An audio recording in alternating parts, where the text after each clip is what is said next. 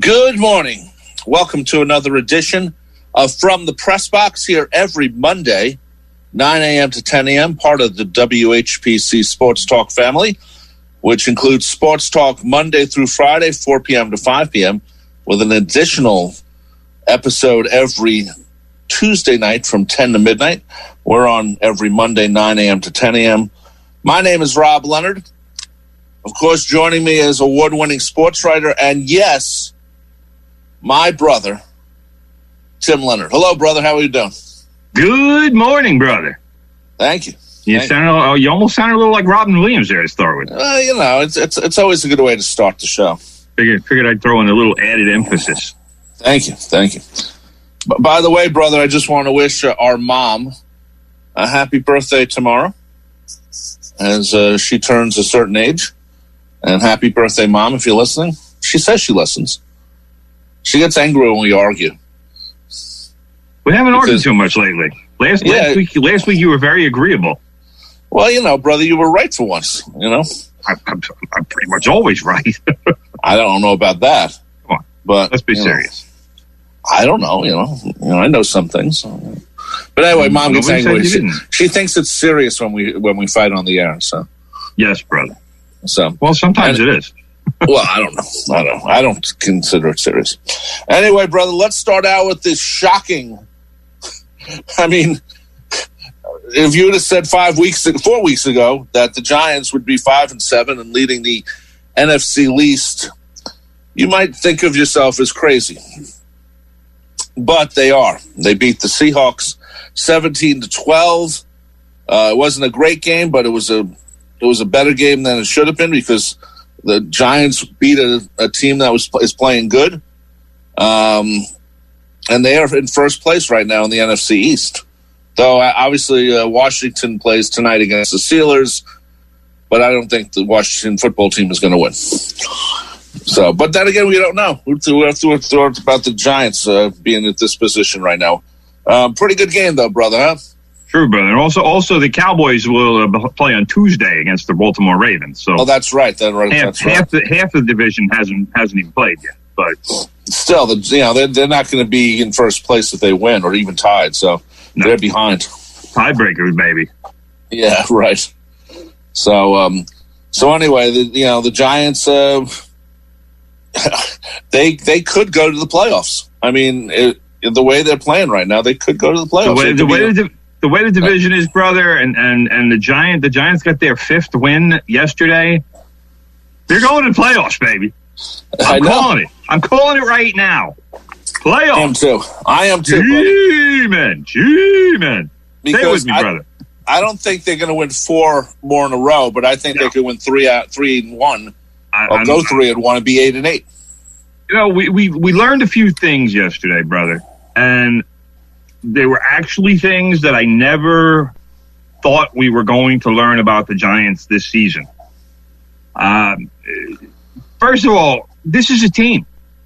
I have to give them the credit that they have earned, because 4 wins in a row, finally against a good team. I mean, last week we were talking about the three in a row that they had won, but let's deal with reality. It was against 3 poor teams.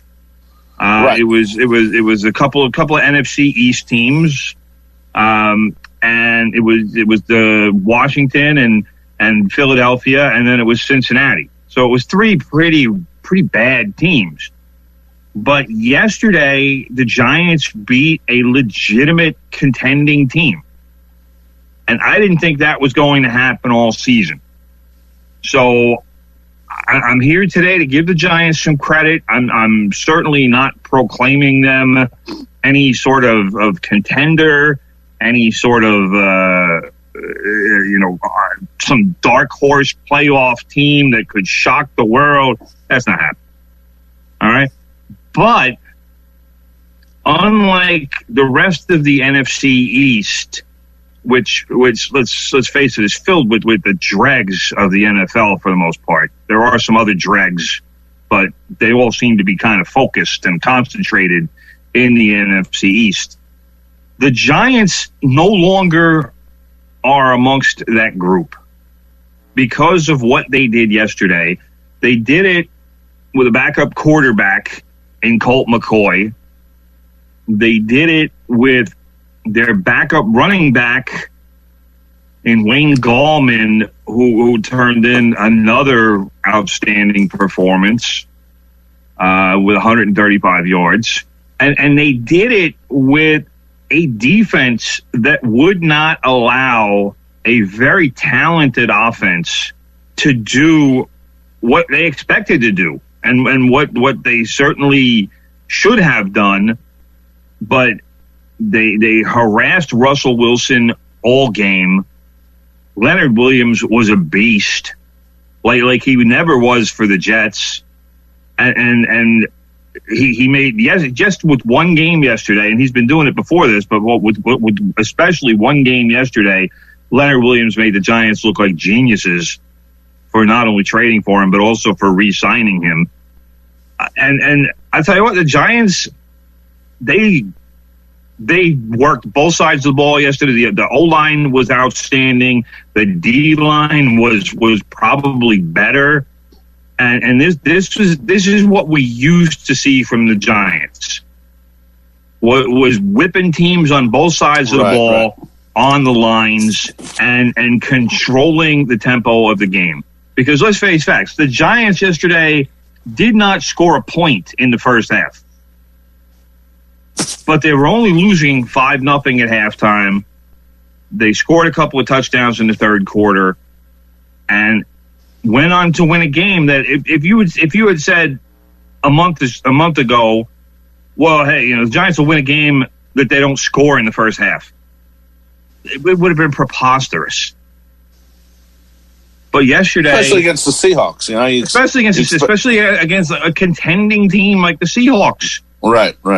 This was according to whatever stat. I don't even know who keeps the stat or where it came from, but people were saying yesterday, like by people I mean like ESPN people, were saying this was the biggest upset of the NFL season so far. Yeah, definitely. And that's astounding that it was the Giants without their starting quarterback, without their starting running back that pulled this off. And this team, I'm not going to go too crazy because there's still a long way for them to go. But this team is becoming a kind of an entertaining young team. There's a decent core here where you can say, all right, maybe they have turned a corner. And maybe there is some talent to build on here. Now, again, I still don't think that if the Giants do wind up winning the NFC East, which you have to say as of right now that they certainly have the inside track.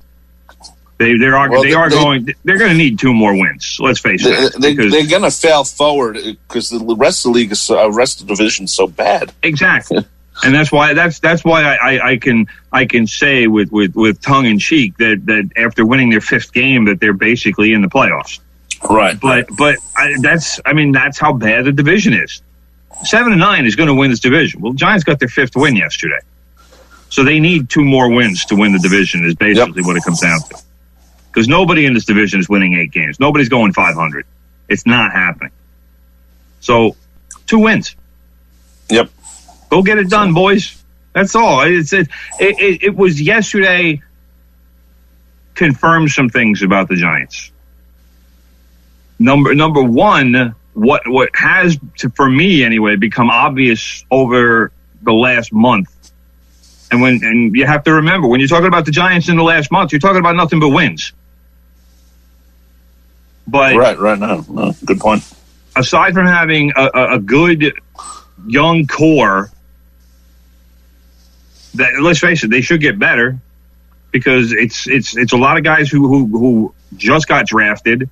And this is without first-round pick Andrew Thomas, who I don't think has played very well this season, and certainly has been outperformed. The lineman certainly has been outperformed by Mekhi Becton with the Jets, who was picked 7 picks after he was. But there's a lot of good young players, and I give credit to head coach Joe Judge, who again another guy who Nobody knew what to expect from him. And when he was hired, a lot of people shook their heads and like, what are the Giants doing? It's a Belichick disciple. He's too young. He doesn't have experience. Whatever. But this guy has shown that he can coach in this league, because this team is getting better every week. And if I'm an owner or a general manager and my young coach who doesn't have any experience, but his team is getting better every week, I'm thinking to myself, if I'm Dave Gettleman, hey, I made a good hire. Well, also, if you remember earlier in the season, there were a couple of games where they almost won. So, I mean, that was sort of more of an ascension then. They were trying to get better and better, even though they were losing. And then now they're sort of at a good point right now. And if they do it right, they're going to win the division.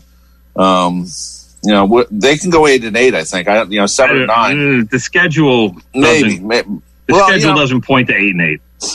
It doesn't, but you know what? They're playing well, and as you know, when a team is playing well, they start to believe themselves, and they start doing things that maybe they shouldn't be doing, but they do it anyway. So that's where we are right now with the Giants. And it's hard. This is why I don't want to go too overboard yet. Right. Because yesterday's game and beating the Seahawks should be some sort of a turning point. But I'm not going to sit here and pretend like this is a completely different team than they were a month ago, because that would be foolhardy, brother. Of course. But I have to give them credit, because yes, they are improving, and it's obvious that they're improving. When you play a team that is as good as the Seahawks, and especially the Seahawks, the early season Seahawks, after 5 weeks or 6 weeks, people were talking about the Seahawks as a Super Bowl contender. Right. No, I agree. And that's the team the Giants beat yesterday. They did it by harassing Russell Wilson and not allowing him to scramble, not allowing him to impact the game with his leg. I was incredibly impressed with how the Giants defense contained Russell Wilson and attacked him at the same time. Leonard Williams was unbelievable yesterday. Right.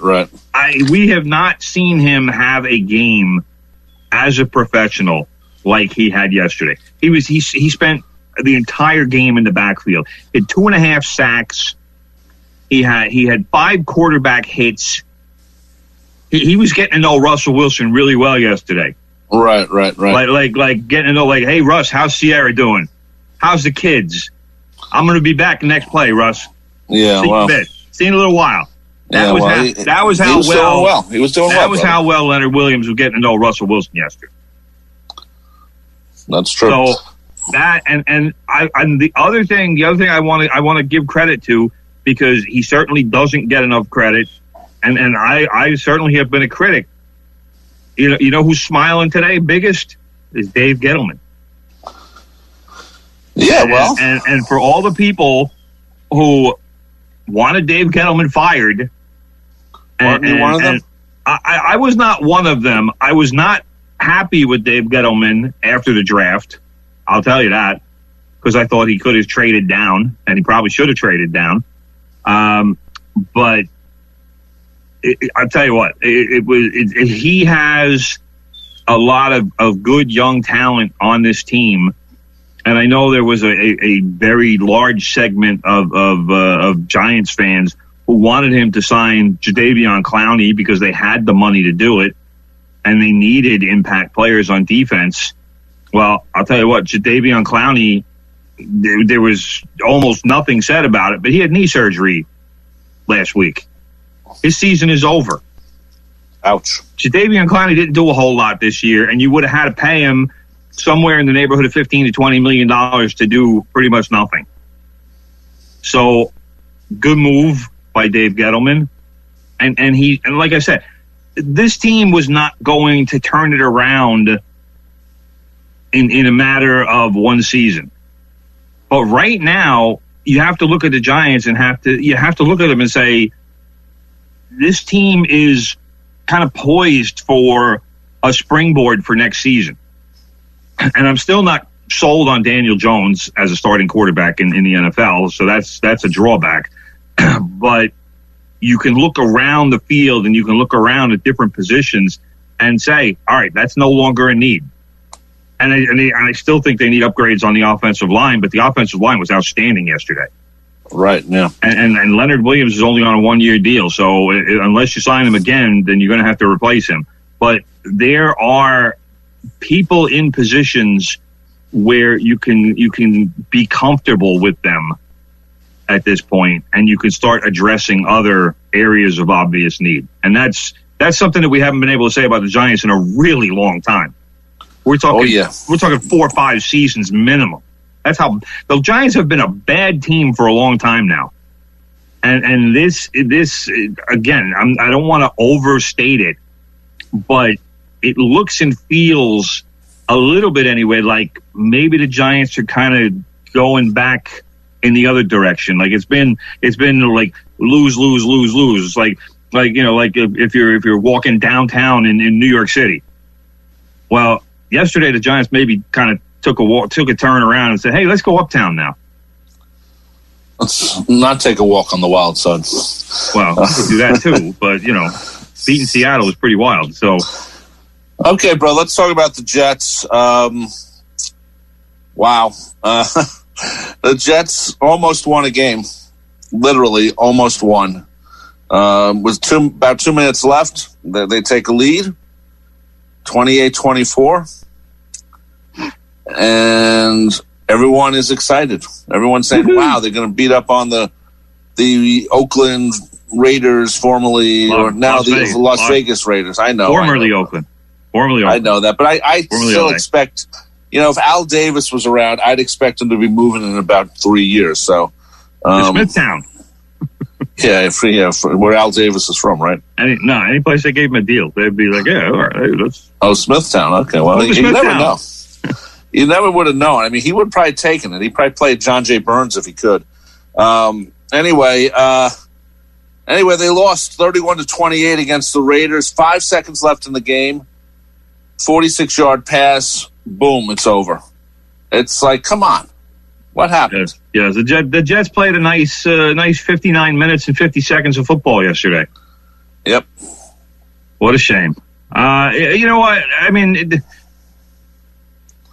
I'm very frustrated by the Jets. Even though the Jets did yesterday what most Jet fans want at this point. Jets fans don't want to win. They don't want a win. They don't want a token victory because it could cost them Trevor Lawrence. Even though Trevor Lawrence really hasn't had a very good season. Trevor Lawrence is clearly going through the motions for Clemson this season. Clearly. And who knows? I mean, he had COVID-19 a month or so, a month and a half or so ago, whatever it was. He might be feeling the after effects of it because we don't know. We don't know how it impacts each person. Right. But right now, for the Jets to get had they won that game yesterday, the long-lasting impact could have been really terrible. And it's just, I mean, I know the Jets don't want to be an 0-16 team. No, no team people remember those teams. They remember the teams that were the totally inept teams of a season. If the Jets go 1-15, people will just remember them as a bad team, but NFL fans won't remember that team. It'll just be another, the Jets, they were terrible that year, weren't they? Well, I don't know about that, brother, because people still remember the Rich Kotite years. So. Yeah, but those are Jet fans will remember. I'm talking about football fans. I'm talking about a place in infamy. That's what you get when you don't win a game. And that's what every football player in the NFL wants to avoid.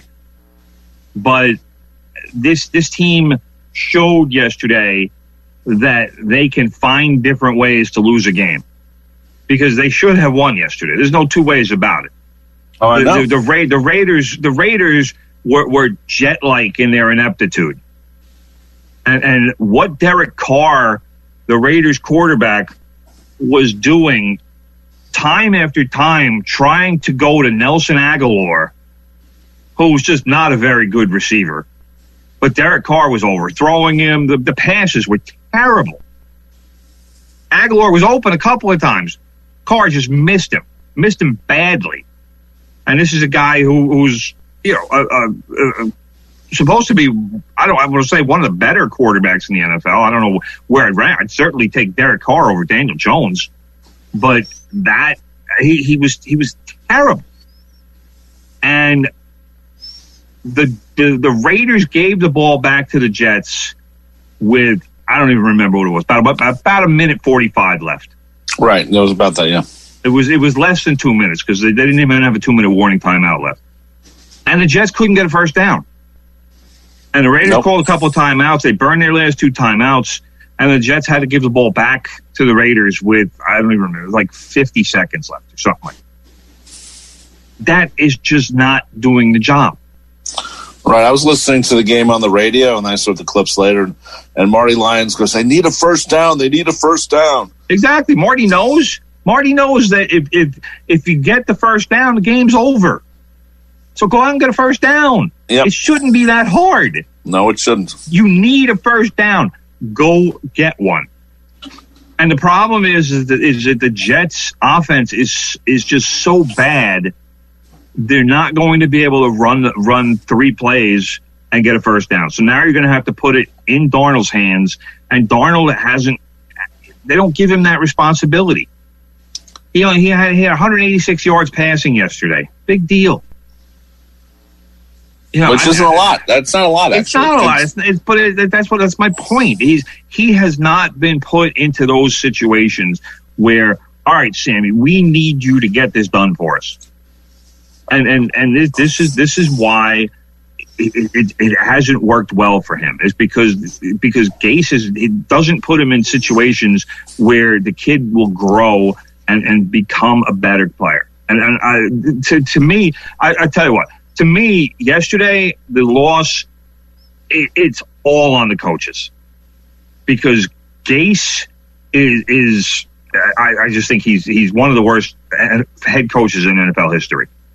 He's shown it now with 2 teams. But the biggest reason the Jets lost yesterday was Greg Williams, their defensive coordinator. Because I don't know of any other coach, and I know fans will say at the end of games, don't go prevent defense because the only thing you're going to do is prevent winning. And I get that.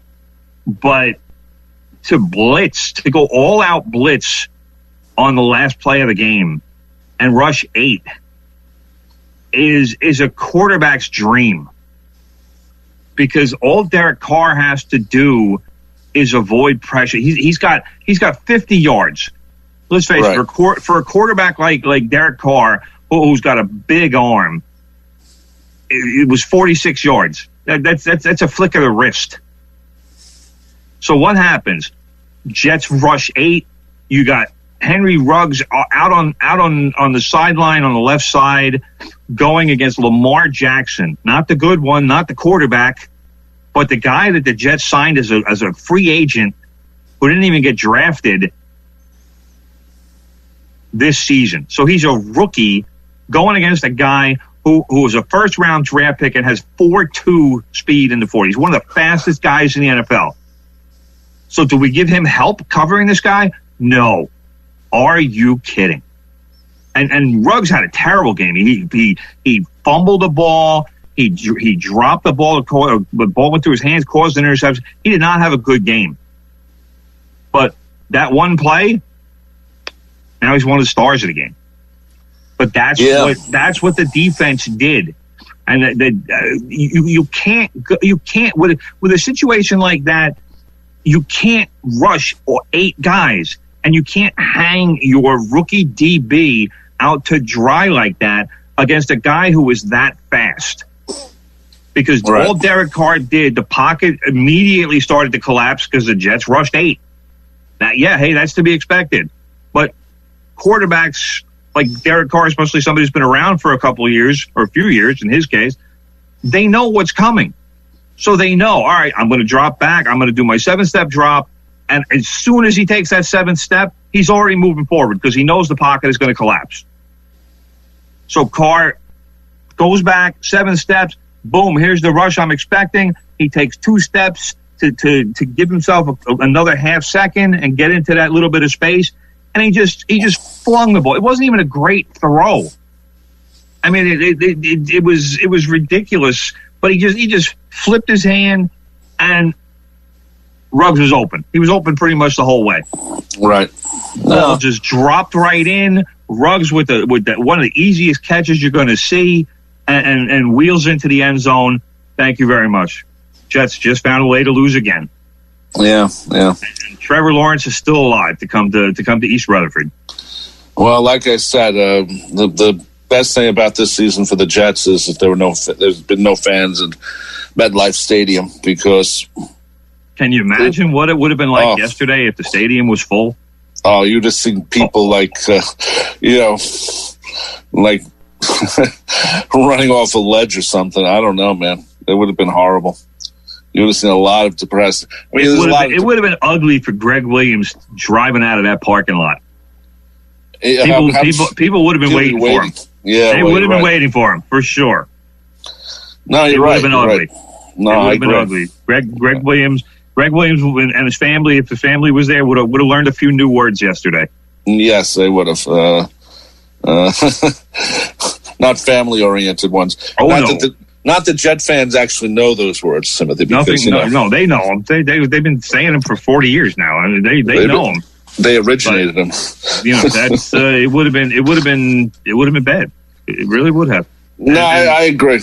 I was just shocked at the end of the game. I was just like, I was once it was like 1:45 left. I go, oh my God, how can they lose this?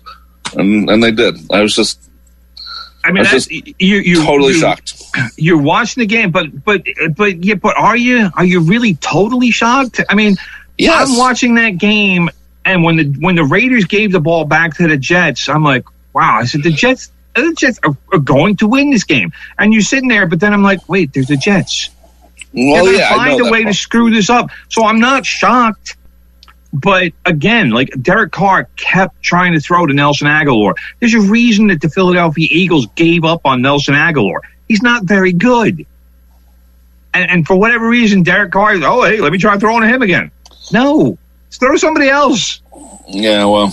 Pick another play. Use that one. But, here's the thing. While you're watching the Jets, it's almost impossible at this point to have any kind of confidence.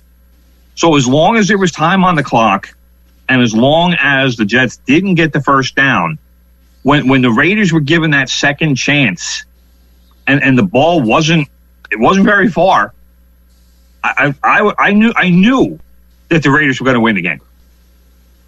Absolutely knew it, and that's just how bad the Jets have been this season.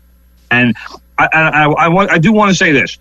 For anybody who is saying yesterday or today and talking to their friends at work or whatever on social media, anybody who says the Jets lost on purpose yesterday, I have a simple message to you. No, they did not. Stop being a moron. Okay, well. All right? Professional athletes and professional coaches don't lose on purpose. No, well, a team might, but that would be from No, Tim. It wouldn't be the players. It'd be like, the general manager saying, "Okay, let's play our rookies for the last 4 weeks," and it doesn't really matter then because then they might be trying to lose and get that pick. The players themselves aren't trying. We've talked about this on the air, where sometimes people say, "Oh, the Jets just lose the rest of the season," which is why it aggravates me when people say it. Look, like you said, would a GM say would the Mets play rookies or whatever if they stop making the playoffs? Would the Mets all of a sudden say, "Hey, let's play our farm system guys and let's see what we got"? Yes, they would, because there's nothing left to play for. But right now, with the Jets, to say, "Well, Greg Williams lost the game on purpose with that stupid call," well, he's been a blitz guy you live with it or die with it blitz guy for his entire career. That's how he plays. and yesterday it clearly was a terrible call and a bad decision because you need to have guys in the end zone looking to play defense and to bat down a ball. Right. But to sit here and say that Greg Williams lost the game on purpose, or Adam Gase lost that game on purpose, or that the Jets players lost the game on purpose, most of them won't be there next year.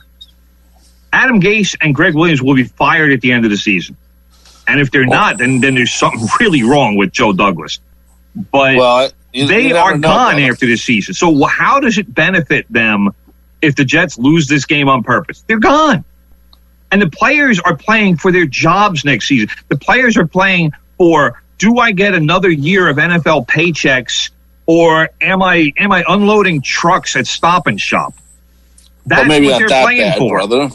Maybe it's more of a, I sell insurance or something, or, something a little bit higher than unloading trucks at Stop and Shop. I know these guys, brother.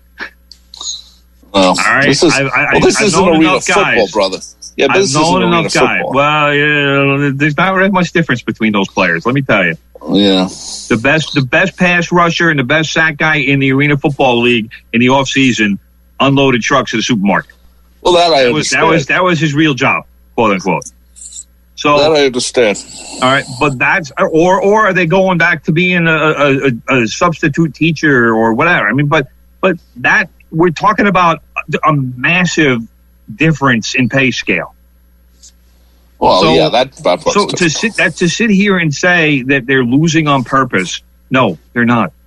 It doesn't happen. They're not. No. It's not reality. It's let's put it this way. It's that argument is as real as Trump saying election fraud. Yeah, but you know what? If they actually did lose on purpose, brother, it could lead to an investigation. For gambling things, and I'm not saying they work together. I know that, but that's the other side of when people say, "Oh, they lost on purpose," is okay. Did anyone bet? For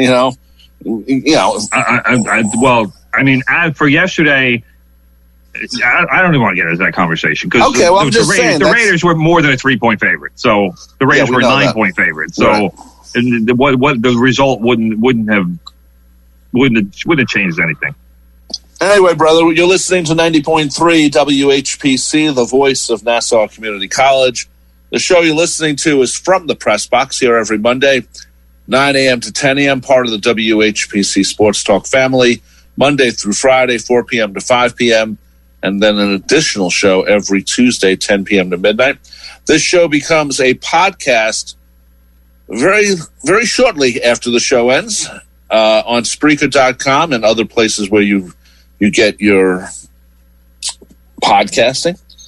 And if you want to hear our interview last week we did with George Vesey talking about Diego Maradona, it's up on Spreaker.com. Very good interview last week. Great having him on.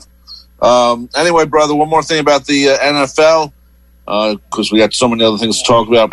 Lamar Jackson of the Ravens is playing Tuesday against the Cowboys. He had some COVID issues. And most of the Ravens team has had some COVID issues. The Ravens have turned into the Florida Marlins, or the Miami Marlins, of the NFL. There's COVID dripping from the walls in their facility. Apparently, they found 4 different strains of COVID-19 in the Ravens facility. Well, so if any scientists are looking to study, just head to Baltimore because, wow, talk about a team that's just, it's what the high hopes that everybody had for the Ravens this season after last year and Lamar Jackson and his MVP season and people thinking, oh, they're going to win the Super Bowl this year because they obviously didn't get it last year. The team's going nowhere. Right. They might as well fold it up for all the COVID stuff that's going on, and Lamar Jackson's he's been bad this season. Well, I forgot who the interview I saw with. I want to say it was Jerry Jones, but they were talking about the rest of the season and getting through COVID and they were talking about, well, maybe we can have people at the Super Bowl, I know that's what they're aiming for. Jerry's an idiot. They don't want empty seats at the Super Bowl. They want they want to be sold out, not just because the tickets are worth thousands of dollars now, but that's what they want. And I'm just curious how I think the NFL is going to put people in next to each other. They're going to test everyone before going in. I think they're going to do that. I mean, you can't do that. I'm just saying they're going to. That. You can't. It's not possible to do that.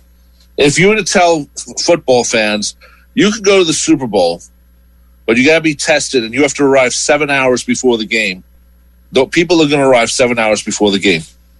So it would not. It's not possible to test that many people before a game. It's just not. Where is it this year? We'll say 70,000 people. I couldn't even tell you. I couldn't tell you.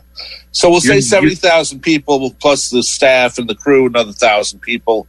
71,000 people. You could do it. No. I mean, do you understand how many medical people you're talking about? No. Yeah. Don't even entertain it. It's not even remotely possible. I think the NFL will try it. No.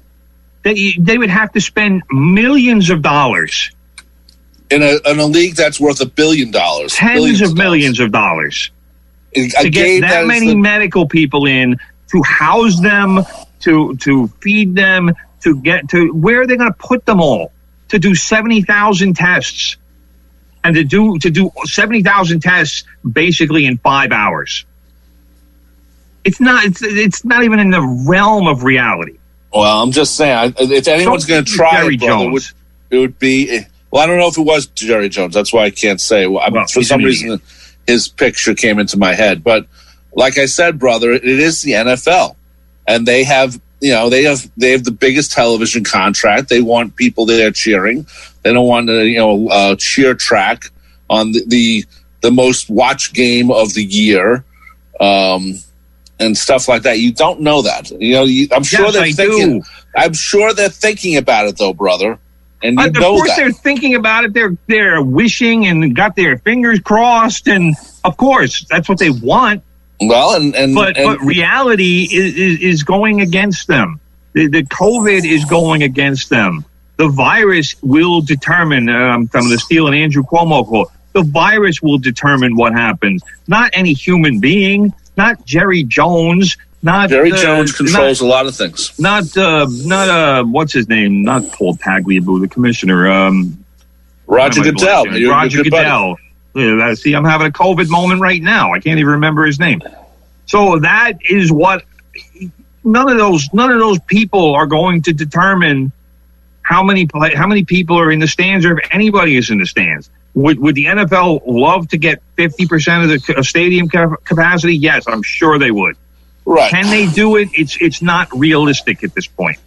You don't know that, brother. I do know that. The virus is raging. I mean, they're going to start giving out the vaccine in about 2 weeks. So, you're talking about right now 20 million doses. All right. Every person that gets vaccinated needs to get 2 doses. Right. There's a 21-day waiting period, I think. That's 600 million doses of vaccine. They produced 20 million. Right. I don't understand what part of the reality you're still not getting. I'm just saying it's the NFL, and they can grease a lot of palms, brother. You know that. They don't. No, nobody can grease that many palms. And you you still need medical personnel. This is the problem with the virus that people don't understand. It is, yes, can a bunch of people get it? Sure. Can a bunch of people go in the hospital? Yes. At some point, you're going to run out of beds. You're going to run out of doctors. You're going to run out of nurses. That's what people don't get. That's why they close things down, brother, because they can't afford to not have beds or a hospital, especially in parts of the country where it's, a tumbleweed and a bar. That's about it. So, well, yeah, like Staten Island. Maybe Staten Island. I don't know. Anyway, brother, what is non-tender day? It was Wednesday in the Major League Baseball community. What does non-tender day mean? Non-tender day, brother, is the day where, and especially relevant this year, is the day that Major League Baseball teams look at their roster and their players and say, all right, we don't want to go to arbitration with you because we think you're going to make too much money. And after last year, where pretty much in fact, not even pretty much, every baseball team said they lost money last year, and for the first time in maybe in my lifetime, I would agree that, yeah, Major League Baseball teams did all lose money last year. But there was basically a bloodletting, because a lot of players who thought they were going to have jobs next year with their current teams were released. And there are some pretty big names among them. For me, the biggest name of the group was Kyle Schwarber from the Cubs, because this is a power lefty bat who he's got some shortcomings. Obviously, defense is his main shortcoming. He would be a perfect designated hitter in the American League. Right. Don't let him play in the field. He is not a good defender. They put him in the outfield because they thought he was going to, and by they I mean the Cubs. They thought he was going, he might be a catcher when they drafted him. He played some catcher in college. He's an even worse catcher than he is an outfielder. So they had to put him somewhere. So they said, all right, let's stick him in the outfield. He can probably do less damage there. And he proved that he's not a good outfielder.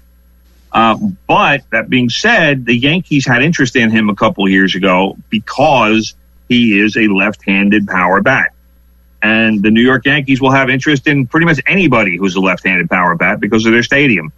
But especially because last season, the only lefty in their regular lineup was Brett Gardner.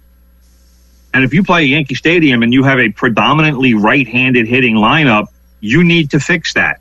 You need to try to incorporate as many lefties as possible. The Yankees did that with Mike Tauchman. They did that with Mike Ford. They did that with a handful of guys who really aren't major league quality hitters. Right. Tauchman is okay. Do I want him starting the majority of my games if I'm the Yankees? No, I don't. But he's a good guy to have around if Stanton and Judge get injured, which they've shown over the last couple of years. That's a very real thing. If I'm the Yankees, I'm at least kicking the tires on Kyle Schwarber, because if we go through another year of Stanton and Judge having extended trips on the DL or the IL, then Kyle Schwarber wouldn't be a bad guy to have around.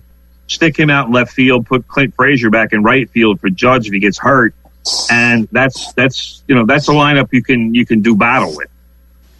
We still don't know if the Yankees are going to sign Brett Gardner to come back for another season. I think they will, but Kyle Schwarber would be he would be a bit of a luxury, but he would also crowd the outfield situation even further. Because if you're looking at Judge, Hicks, Frazier as your starting three, well, then you have Gardner, Schwarber, Tauchman. I mean, that's six right there. And you have Stanton as a DH. Ideally, when the Yankees acquired Stanton, they wanted him to play left field. I mean, the guy's got, 7 years left on his contract, 8 years left on his contract? I don't even remember how many years. Long time. It's a long time. And this guy is going to be a designated hitter for that entire time. So you're locked into him as a DH. But if you wanted to give him a day off, and Schwarber mashes right-handed pitching, just absolutely crushes it. And the Yankees don't have that element in their lineup right now because, like I said, the only true lefty they have is Brett Gardner and Aaron Hicks who's a switch hitter, so he'll hit either way. But the Yankees certainly could stand to become a little more left-handed. But all of that being said, Schwarber fits the profile that they have in their lineup with a lot of right-handed hitters, in that he's a home run or a strikeout for the most part. He does get on base at a reasonable clip. He does get some walks, but he is one of those, classic 3 outcome kind of guys. So, can he hit enough? Can he hit 250? I don't know. But his on base percentage probably will be in the range of about 320. which these days isn't bad. No, that's not. So, but again, then how much does it cost to bring him in? How many years do you have to give him in a contract? He's going to be a fairly in-demand player. So it wouldn't surprise me if he gets a 3-year deal. Right. Certainly wouldn't surprise me if he gets a 2-year deal. But I'm sure the Yankees would love to bring him in on a 1-year deal for like $7 million or $8 million or whatever he would have gotten in arbitration. But that's not going to happen. So I'm curious enough where if I was the Yankees, I would say, hey, don't do anything until you call us. But I'm not so interested that I would make any kind of real long-term investment there. Yeah, well, the Yankees have gotten better about spending their money. They've been very good at it. Even before George left, or and when Hal took over the team, it's not been as bad as the old days. Which is the way Hal Steinbrenner works. So, well, then the new Yankees philosophy, as far as a lot of this stuff goes, and obviously Garrett Cole is an outlier because the Yankees desperately needed an ace, and it was like, all right, we got to spend whatever we need to spend. But the Yankees have kind of almost taken a Premier League soccer attitude where they value players. And whatever their valuation is, they're not going over it. Like the negotiations for DJ LeMahieu that are going on currently, and then obviously progressing at a snail's pace. But they don't want to give DJ LeMahieu a 6th year. Right. And LeMahieu's people are already saying, well, we need a 6th year. And the Yankees are like, no, we're going 5. And that's what, and they might have a little bit of leverage with LeMahieu saying, hey, I want to stay in New York. And I think obviously probably would like to stay with the Yankees as opposed to, I don't think he necessarily would have a problem going to the Mets, but I think right now he would regard the Mets as a step back, just because they don't have a rotation. Right. But, who's going to win that stalemate? Is LeMahieu so adamant about the 6th year that he says to the Yankees, look, I need a 6th year or I'm leaving? And if he does say that, if it does actually get to that point, would the Yankees say, all right, we'll give you the 6th year? Because that 6th year is going to make it, 6 years and 120 something. He's going to get 20 or 21 million a year. Well, maybe you do like an option, some sort of deal where, a lot of players get that option. Well, we'll pay you more if we give you the 6th year. If not, here's some money to leave. So anyway, brother, we're starting to running out of time, so I want to just get this in also. First of all, by the way, I don't know if you knew this. David L. Lander died the other day. You know who he is, right? Squiggy. Hello. I didn't realize this until I read his obit. He was a major league scout for a couple of teams. Seattle Mariners. Seattle Mariners being one of them. I was not aware of that either. I learned that when I was reading about him yesterday. I saw a scout for the Seattle Mariners. I'm like, what? Like, that's crazy. Yeah. But apparently he was a rabid baseball fan. Yeah, he was. So good for him. I didn't even know that. I had no idea. So anyway, I just wanted to bring that up because I was shocked too. And part of it may be because he had MS for a long time. Yeah, and like maybe that helped years.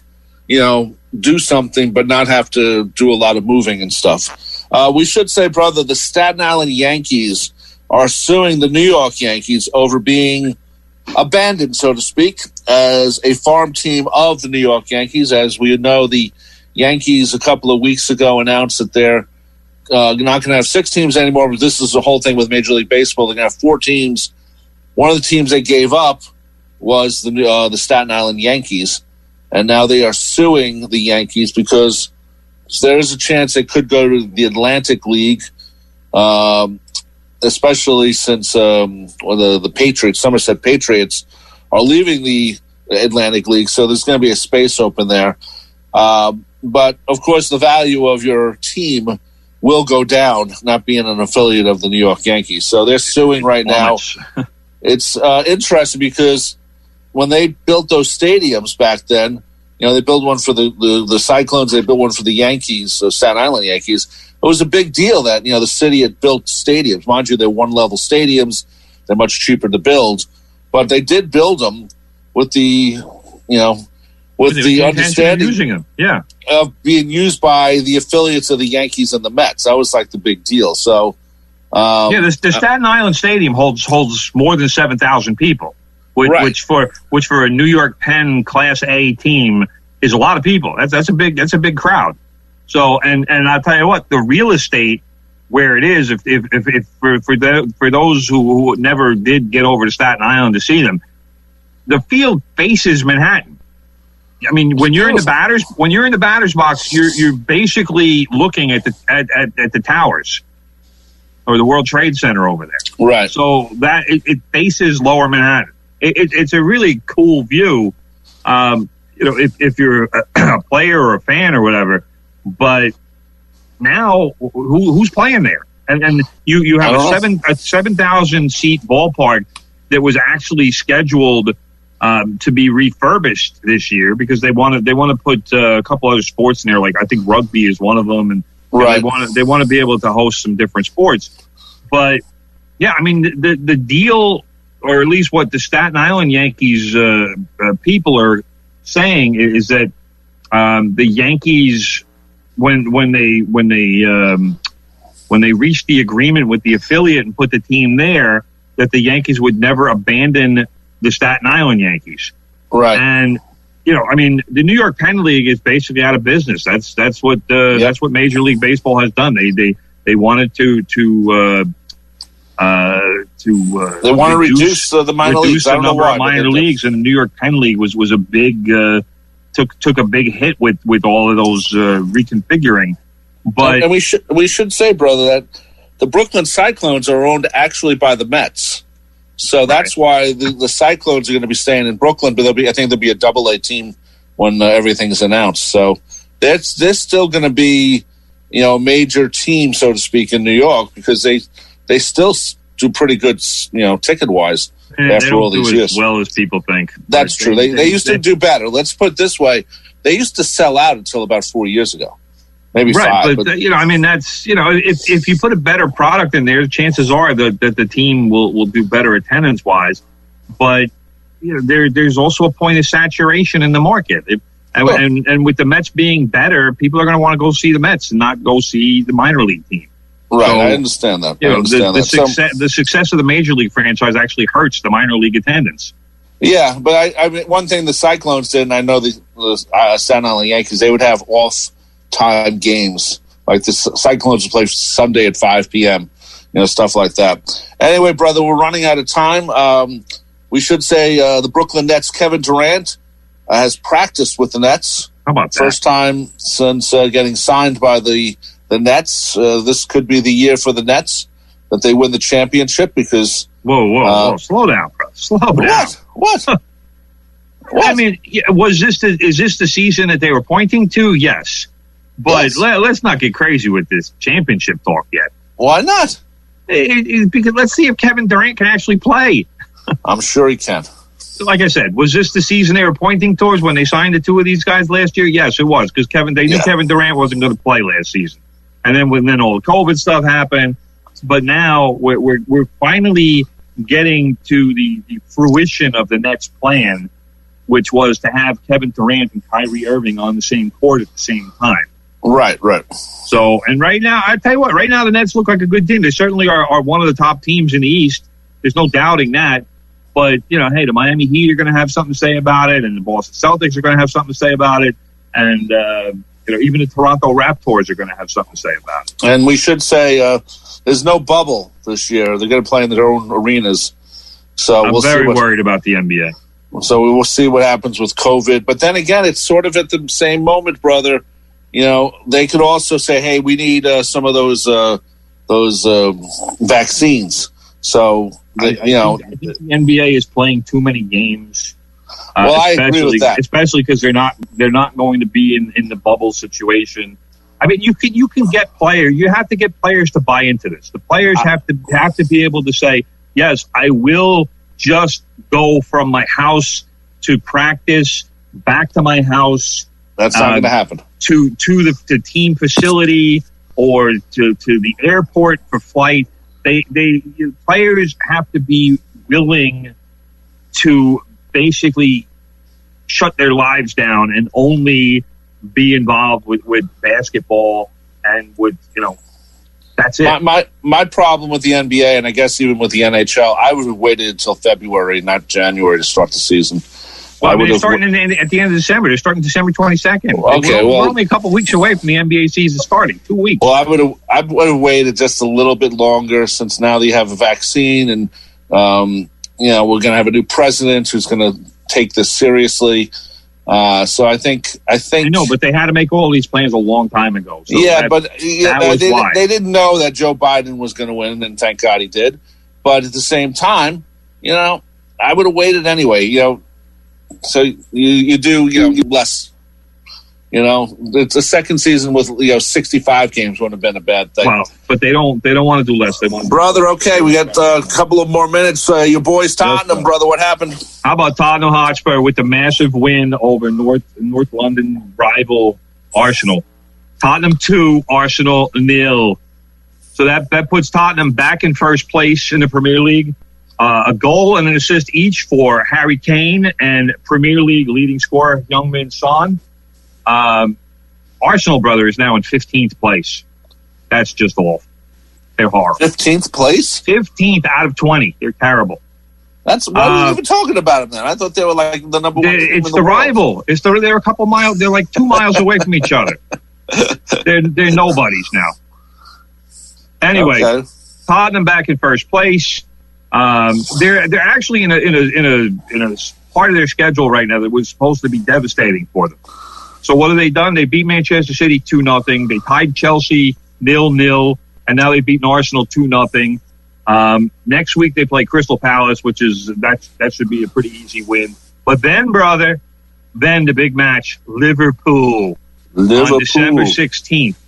That's going to be the big match right there. I don't know what schedule maker put that match in the middle of the week. Somebody made a big mistake there. But that is the match I am looking forward to the most. December 16th, a Wednesday, and we'll see where it goes from that. Your boys, Liverpool, they beat Wolves this week 4-0. That put them back in second place. Chelsea won on Saturday. They're in third, and Leicester is in fourth place. All the top 4 teams won this weekend. But then now we got Wednesday night games coming up. I did want to point out real quick, Tottenham is going to play a team from like the 8th division in the FA Cup, a team called Marine. I don't know where they came from. I have never heard of this team, which says something if I never heard of them. They will be playing at Marine's ground, which basically holds about 2,000 people. I'll just leave it there. We'll have to leave it there. We'll wrap it up. You've been listening to 90.3 WHPC from the Press Box. I'm Rob Leonard. He is Tim Leonard. This show will be a podcast a little later in the day. Coming up next at 10 o'clock, Big Ed Newlands with Good Gold. Thanks to Sean for keeping us on the air. We'll see you next time. Take care and bye-bye.